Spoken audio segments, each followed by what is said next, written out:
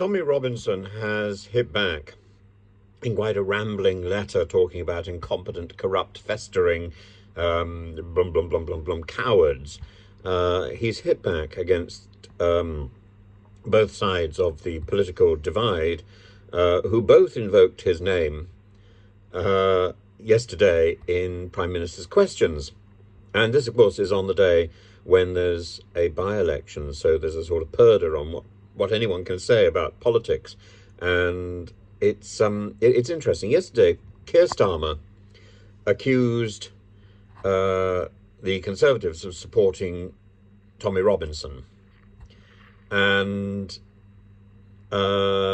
he talked about Tommy Robinson as that right-wing thug. And in response, the Prime Minister said not a single member of this House supports Tommy Robinson. Well, I think that's probably a little bit of an assumption. But they were bringing up the subject because Liz Truss had been with Steve Bannon, and there'd been a question or a shout out about Tommy Robinson, and she hadn't responded. She was basically too obsessed with the deep state. Poor Liz doesn't really ever manage to do more than one subject at any one time. It's not a very long journey from one ear to the other. And Tommy says that he wears the moniker of being a right-wing thug as a badge of honor. Do I care about the opinion of this man who led the CPS at the time of Jimmy Savile? No, he doesn't.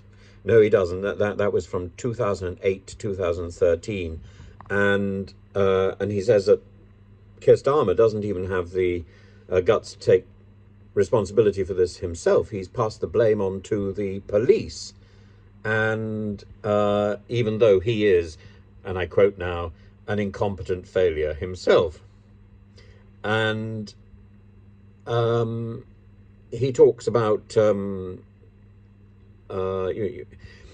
he ignores, I think Tommy Robinson goes on to say, he ignores the cries of the girls who were victims. He talks about what approach they should, the police and the CPS should take, but he ignores the victims trapped in drug abuse and exploited by the various gangs.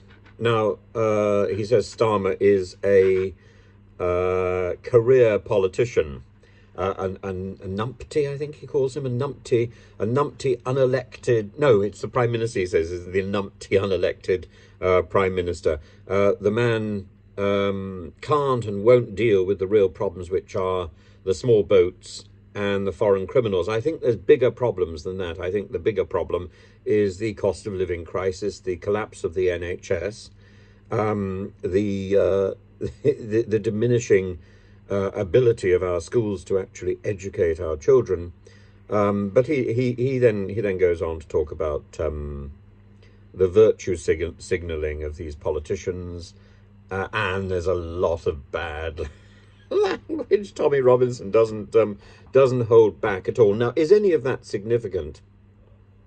Well, what's significant, I suppose, is the fact that he's angered and he's thrashing around, tossing around like a trapped bullock, and I don't suppose it's going to help. There's been discussions on my pages today about the difference between thug and thuggery, but I think if Tommy Robinson is being described as a thug in the House of Commons, then it's a free-for-all. We can all call him a thug now.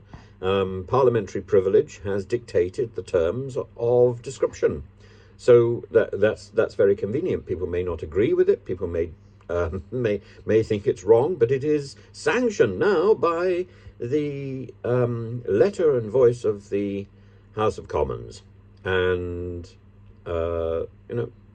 that's great. Freedom has come upon us by virtue not only of Keir Starmer but also Rishi Sunak. Now, I happen to think that Tommy Robinson is far less thuggish than some other people who embrace the ideals that he is often seen as leading. And certainly what I've seen of Tommy Robinson, I think he seems quite a mild individual. But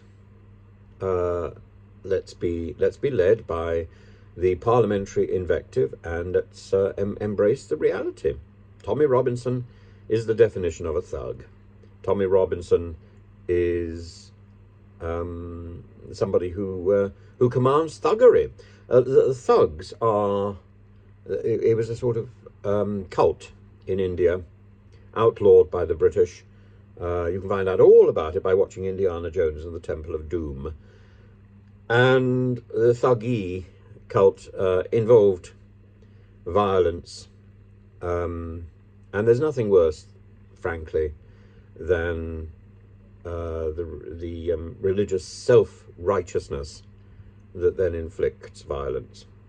And I don't think that Tommy Robinson particularly deserves that sobriquet, but it's been applied.